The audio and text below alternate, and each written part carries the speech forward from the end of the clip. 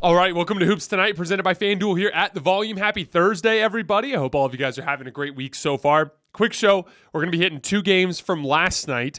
The return of Kevin Durant to the Phoenix Suns in a big win over a red-hot Minnesota Timberwolves team. Then we're going to talk about the Los Angeles Lakers getting revenge on the Chicago Bulls. And then we're going to go into a game from the previous night. The red-hot Pelicans, winners of 5 in a row, going into Golden State, getting up to a 20-point lead. But then once again, as has been a recurring theme throughout this season, the Golden State Warriors somehow managed to get red-hot in the second half themselves and come back to win that game. And then last but not least, I'm going to give some thoughts on the latest straw poll, which has Giannis weirdly way behind Jokic and Embiid down the stretch here of the MVP race. You guys know the drill. Before we get started, subscribe to the Volume's YouTube channel so you don't miss any more of our videos. Follow me on Twitter at _JasonLT so you guys don't miss any show announcements.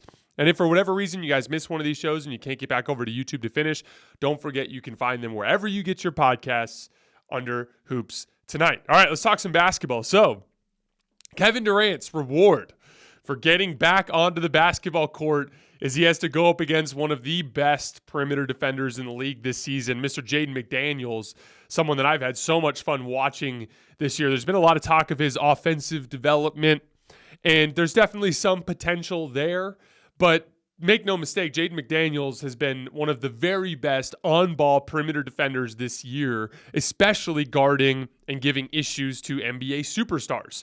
The local broadcast was referring to him as the seatbelt last night, and I think he's deserved and earned that nickname. It was a very tough matchup for Kevin Durant his first game back, and he ended up having a very uncharacteristic poor shooting night. You know, what's interesting with KD is so many of the players that I've followed in my time covering the game of basketball are rhythm players, and so when they come back from an extended absence, you almost expect them to struggle for 3 or 4 games as they try to work their way back into the flow and speed of NBA games. LeBron James, my personal favorite player, is someone like that. And even in his first matchup with the Chicago Bulls, even though he did a lot of good things, like you could tell the handle wasn't quite there, you could tell the shot wasn't quite there. That's pretty common. But interestingly enough, Kevin Durant's never been that type of guy.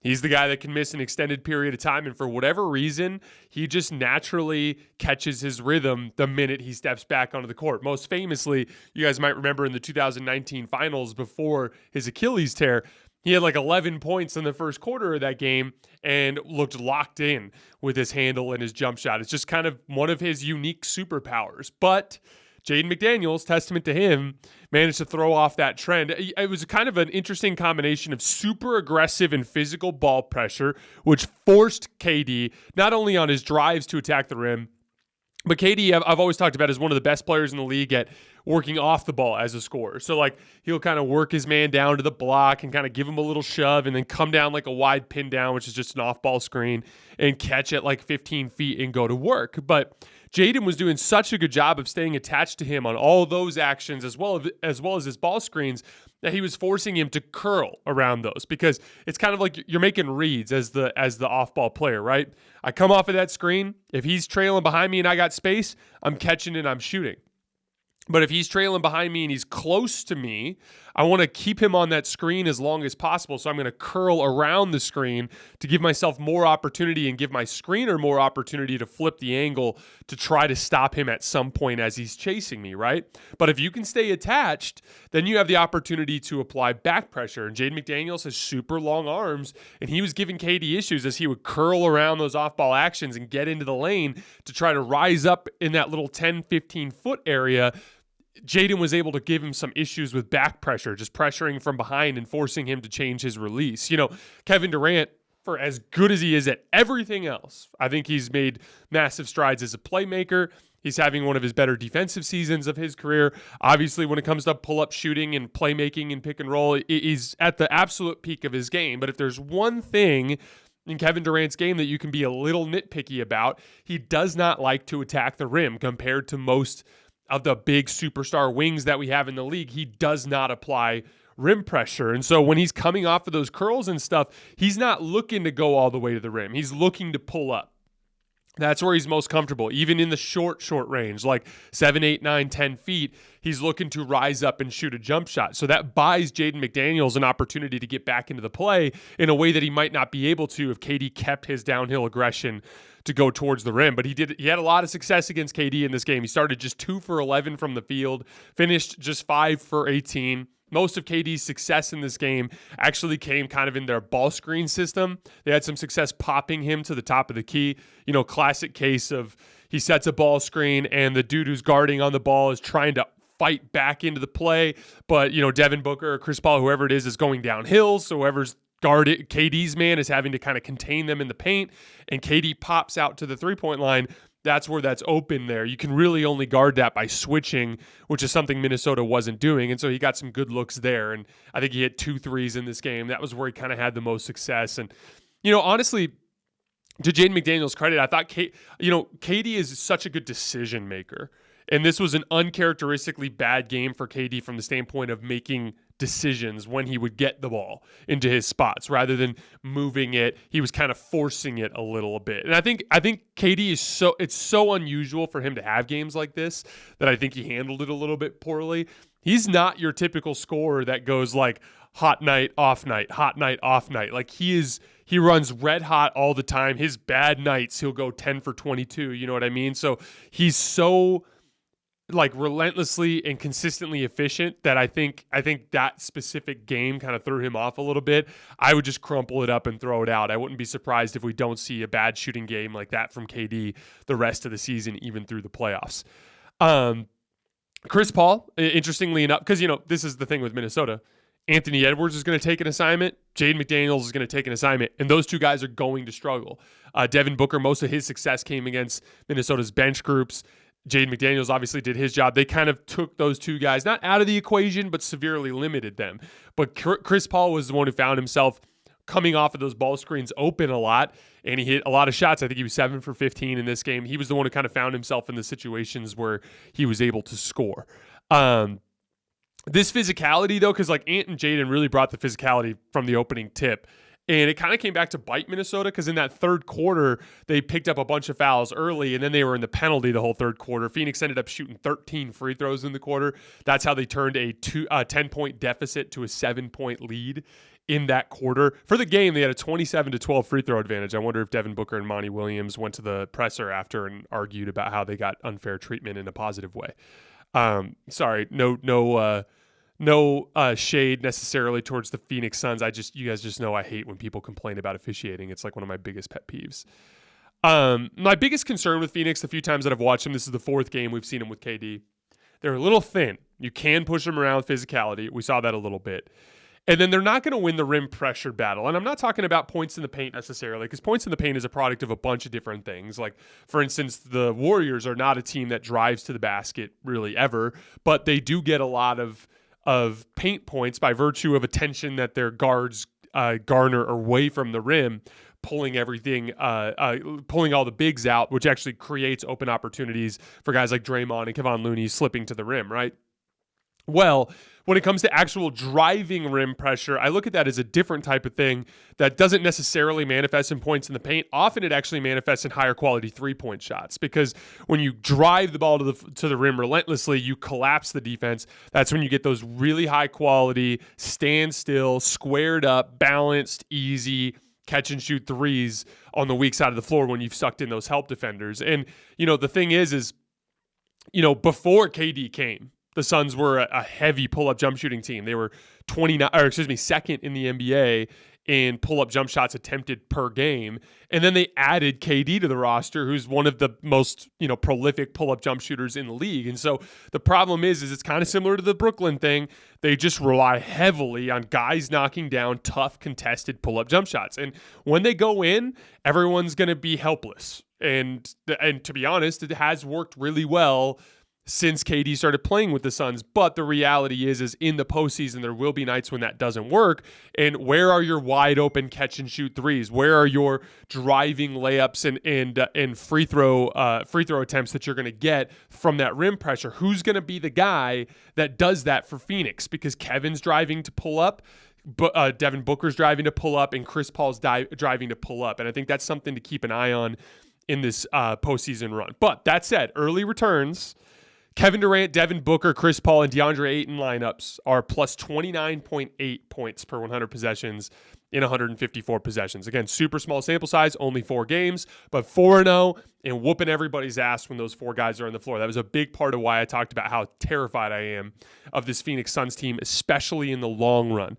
The later they get into the postseason, they're going to figure out the specific lineups and guys that they can plug in that make it work well enough that the longer this postseason run goes, the scarier Phoenix gets. But next year, forget about it. Like those guys are going to be insane, especially if they can bolster with just 1 or 2 good, higher level defensive players with like the mid-level exception and maybe a trade here or there. One last note on Minnesota. I love that team so much. I know I've talked about this a lot on that show, but that combination of perimeter defense and downhill force from Anthony Edwards with Rudy Gobert protecting the back line is super interesting to me.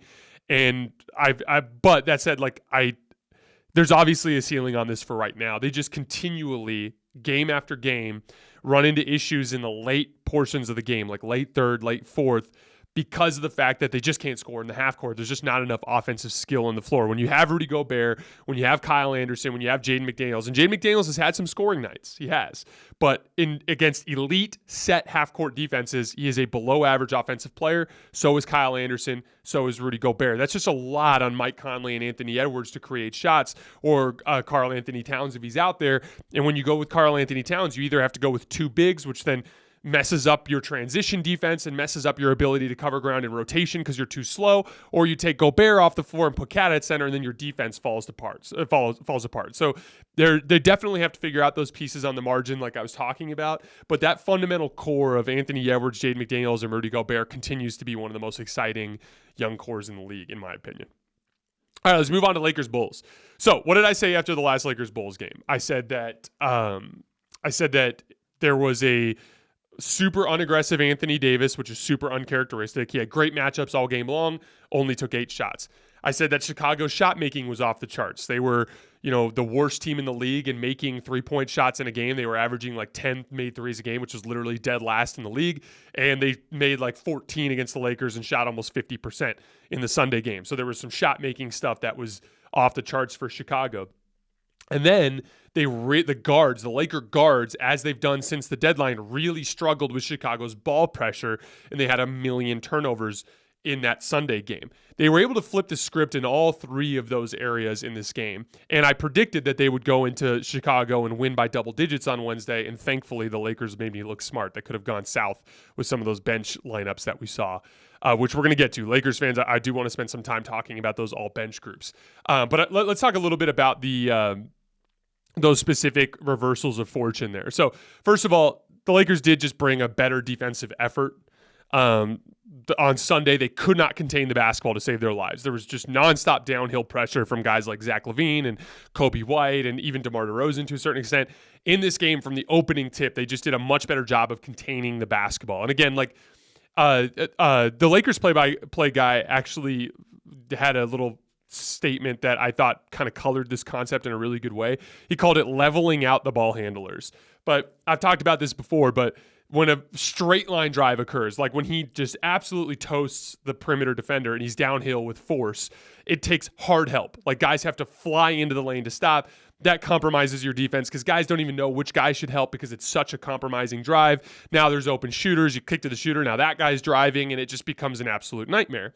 But if instead of a straight line drive, you level that drive out, so instead of him going directly to the basket, he's fighting past your shoulder and he's taking like a banana route, kind of wide, that is what makes it so that he never gets that true downhill acceleration. And it makes it so your help defenders can dig from the perimeter and just kind of lunge in and stick a hand out, but stay with their man, as opposed to having to abandon their man to help in the paint. That all of a sudden makes it so that those kick-out passes aren't nearly as open. Maybe a shooter has to relocate, or you have to throw a looping pass. Now that's an easier closeout. It just prevents your defense from going into those compromising rotation situations. And just in this game, just fundamentally from the start, they just did a much better job of containing all their ball handlers, which lowered the quality of Chicago's three-point looks and lowered the quality of the pull-up shots that guys like Zach LaVine and DeMar DeRozan got.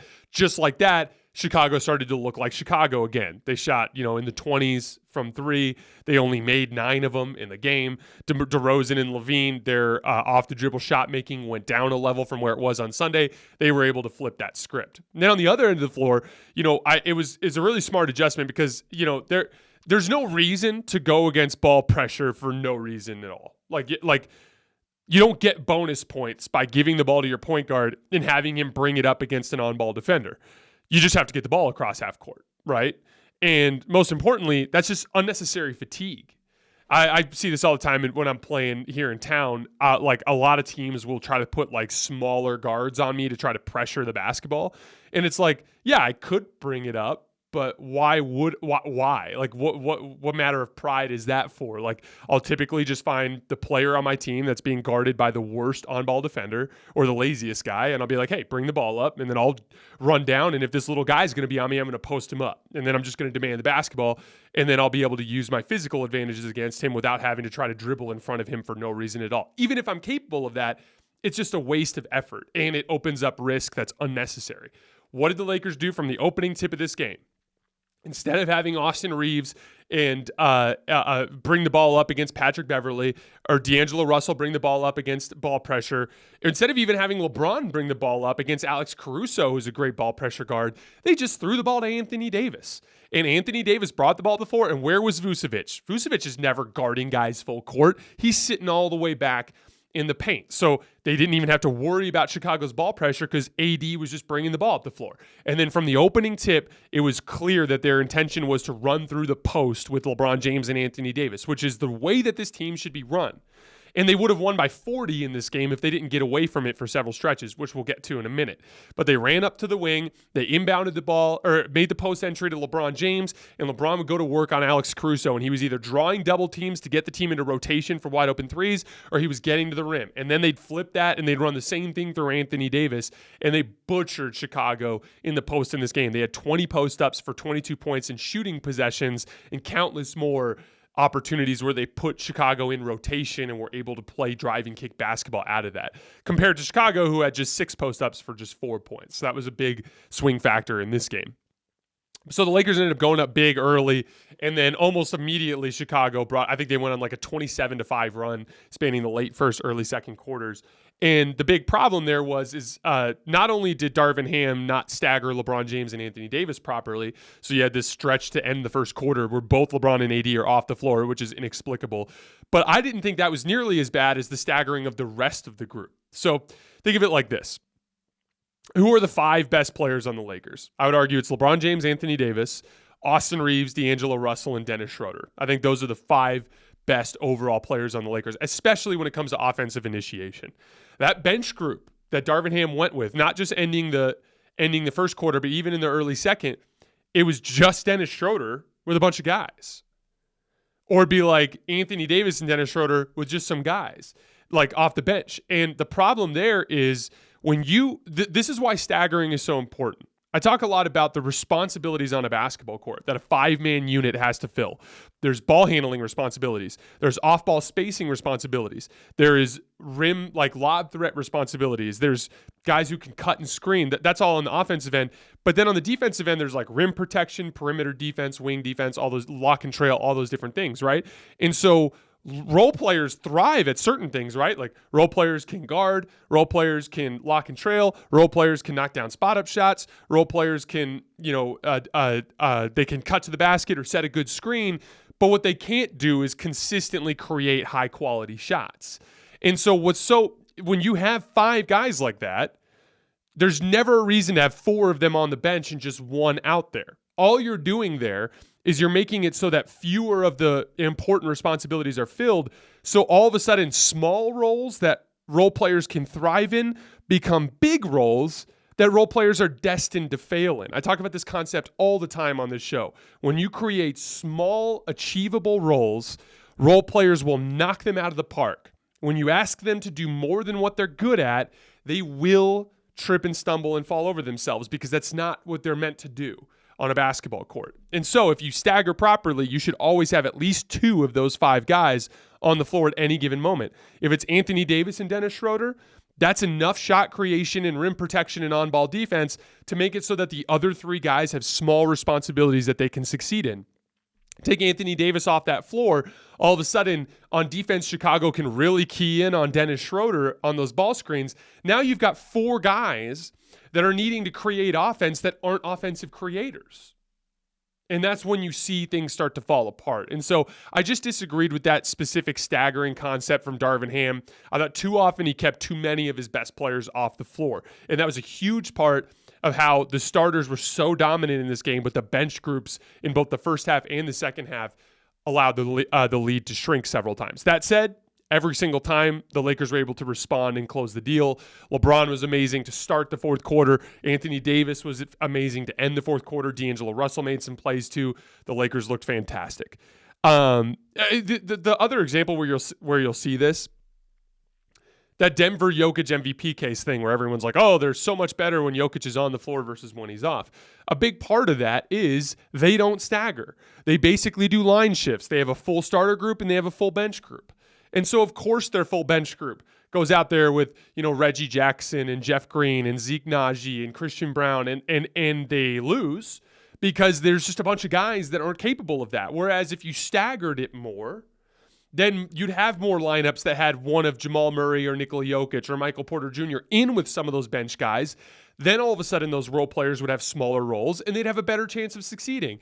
But instead they don't. And what we end up having, and I'm not saying it's intentional for the MVP case, but sometimes it feels like that because as a result, you've got these ridiculous plus minus numbers for the Denver starters and then awful plus minus numbers for the Denver bench, which inflates the feeling of value when really what it is just really bad strategy from Mike Malone. Like you need to find a way to give your bench units a chance by sacrificing something from that starting group. An easy way to do it from the Lakers' perspective, for instance, is like start with D'Angelo Russell, Austin Reeves, LeBron, Jared Vanderbilt, and Anthony Davis, and then about 6 minutes into the game, like right at that first time out, take D'Angelo Russell out and LeBron and bring in Malik Beasley or bring in Dennis Schroeder and bring in Rui Hachimura, and then you go with this group that has Anthony Davis and Austin Reeves and Dennis Schroeder.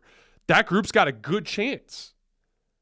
They go for several minutes. Anthony Davis checks out at the 9-minute mark. Then you bring LeBron back in, right? Like if you stagger it, like, yeah, you're not going to have those amazing plus minus numbers with your starters just playing 20 minutes a night and kicking everyone's ass, but you'll have success in every phase of the game. And then it helps with rhythm. When you have 5 really good players in one lineup, you're going to have even in a dominant, like that first shift for the Lakers. I think D'Angelo Russell's, he had like one layup in kind of like in a semi-transition possession, and then he shot a catch and shoot 3 on the left wing that he missed. But that was it. Like, so D'Angelo Russell kind of got squeezed out of that lineup in the first shift. Now he had his moments later on, but he got squeezed out of that lineup in the first shift. That's going to happen in almost every shift because there's 5 guys. They can't all have the basketball, right?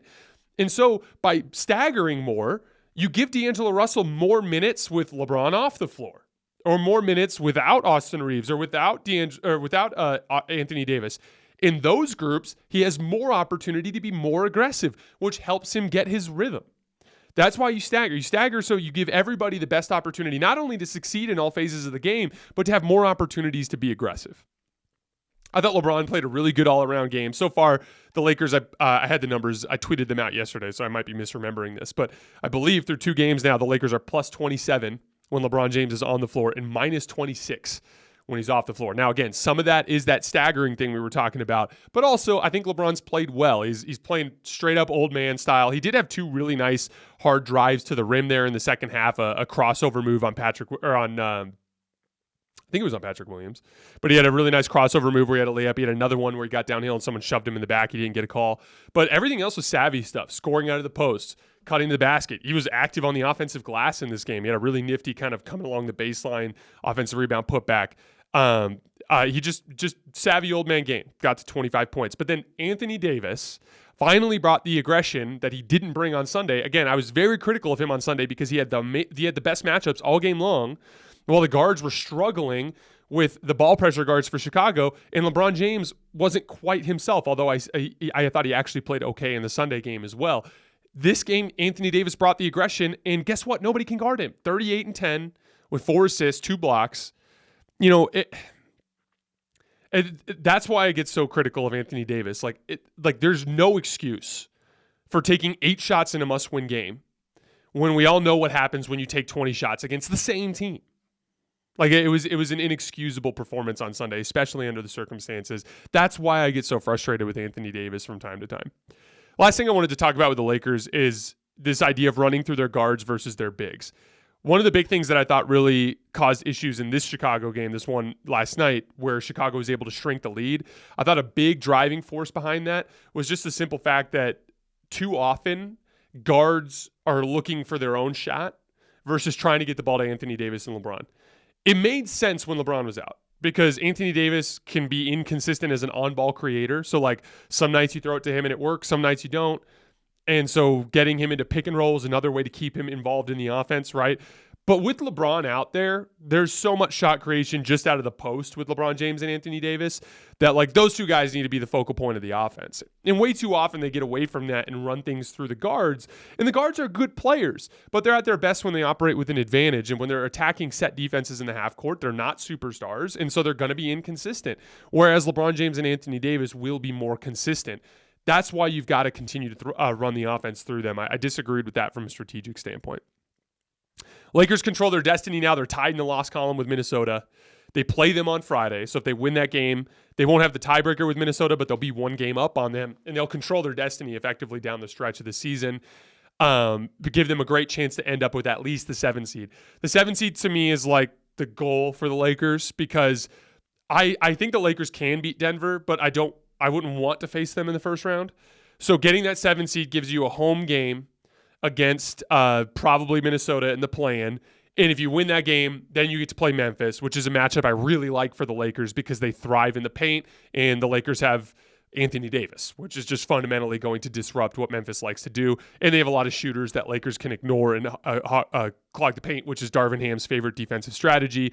I really like the Memphis matchup for the Lakers. Got to get to the 7 seed to do that. Got to beat Minnesota on Friday in order to accomplish that. It'll be a really interesting matchup. It's going to be in Minnesota, so the crowd's going to be crazy. Minnesota's going to see it as if we win this, we effectively get the 7 seed because then they'll be a game up on the Lakers and they have the tiebreaker, so it's effectively a 2-game lead at that point. So it's just vitally important that the Lakers win that game, and it's vitally important that the Wolves win that game, which should make it an all-timer. And we are going to be covering that game on Saturday morning, by the way, with the rest of the Thursday and Friday slate. All right, quickly, before we get out of here, let's talk some Warriors-Pelicans. I'm not going to spend too long on this game. I did do another interview with the guys at the game in San Francisco. You can find that on their YouTube channel yesterday. The Warriors really struggled with New Orleans' length in this game. It's funny because I talk about the different types of defenders. We get obsessed with wings a lot, but there's point of attack defenders, and then there's skinny wings, and then there's power wings. I've been talking a lot about this concept. But what's interesting is when you have too many skinny, lanky wings, sometimes you can really struggle to defend on the perimeter because skinny, lanky wings really struggle to navigate ball screens and off-ball screens. They're big targets, and fighting through screens is a game of physicality. You need to be strong. You need to be active with your hands. It's like swim moves. It's like being a defensive end. You're trying to fight past that left tackle, and it's a very physical game to get over those ball screens and off-ball screens. So really skinny, thin players who are also big targets for screens, they typically struggle to get around screens. But they're amazing in passing lanes. And when they stick their arms up, if you're not paying attention, you can throw the ball away. And the Warriors were just straight up ridiculously sloppy with the basketball in the first half. I think they had 14 turnovers in the first half. It was a big part of how they got down by 20 points in this game. And I was frustrated watching it because I'm sitting there thinking man, if they can just take care of the basketball, they're going to be fine because Steph is getting open all the time. Like whether it was CJ McCollum, whether it was Herb Jones, whether it was Trey Murphy, whether it was Brandon Ingram, whoever it was that was getting switched onto Steph, they were slow with their switches getting out on Steph, and then he was running them through the ringer on these screens and getting wide open looks compared to what Steph usually gets, right? And so I was like, if they could just take care of the basketball, things will be fine. And they ended up finally taking care of the basketball in the second half. They had just 5 turnovers. There were a couple of big plays in the early third quarter that I thought ignited them. Dante DiVincenzo on a Steph missed 3 on the right wing, another wide open shot. Again, if you just go look at Steph's shots in this game. He just got great looks. but Dante gets a dunk. And Stan Van Gundy actually had a really interesting take on the broadcast after that you guys might remember. He basically said, everyone talks and people be like, come on, guys, let's get going. They'll get in the huddle, they scream at each other, they do all those things. But he's like, nothing inspires a team like making a play that gives your team a boost that will then become a momentum that translates through the rest of the roster. And I 100% agree. Like sometimes, whether it's a momentum, like sometimes it's just like your best player getting downhill and dunking on somebody is a good way to just kind of like bring a certain level of confidence to the rest of the roster. But role players making hustle plays is another big part of that. Like Steph misses a three. That's a negative play. Long missed threes typically lead to runouts for dunks or transition plays. Nope. Someone forgot to box out Dante DiVincenzo. His relentless offensive rebounding effort, which he's brought all season long. He gets a tip dunk. It ignites the Warriors. I thought Kevon Looney also in that third quarter, just attacking the offensive glass, inspired the Warriors to pick things up defensively. Then they started to get stops. Steph Curry started to finally get going. Again, just look at Steph Curry's makes in this game. Just constantly getting guys like Herb Jones caught on screens because they're too big, they're too lanky, and it's just a great example of how you need more defensive versatility. Like, it doesn't matter if you have Herb Jones, Trey Murphy, and Brandon Ingram if CJ McCollum is out there and you don't actually have a guy who specializes in point of attack defense. Ideally, what you'd want is you want Herb Jones on a wing, and you'd want Brandon Ingram on someone like you'd want Herb Jones, Brandon Ingram, and Trey Murphy on your Andrew Wiggins and your Dante DiVincenzo and your Klay Thompson, because they're less quick with the basketball in terms of on-ball creation or flying off of screens. And then you have a bulldog, someone who is shorter, better center of gravity, that's lower to the ground, stronger, who can fight like hell through screens. That's the kind of guy you want on Steph Curry. And so it's just a classic example of like when you're building a defensive roster, wings might be the most valuable, but you can't just have wings. You've got to have guys that can guard on the perimeter. They couldn't do that to CJ McCollum. He'd get barbecued, so they ended up going with Herb Jones. He struggled to navigate screens. There's your problem. You've got to have somebody out there that specializes in guarding on the perimeter against guards navigating through screens. But the Warriors completely dominated the second half, and they won comfortably. Jordan Poole had another good game. He's in a good groove right now. Jonathan Kuminga, I thought, played another really nice game, kind of slotting into that Andrew Wiggins role.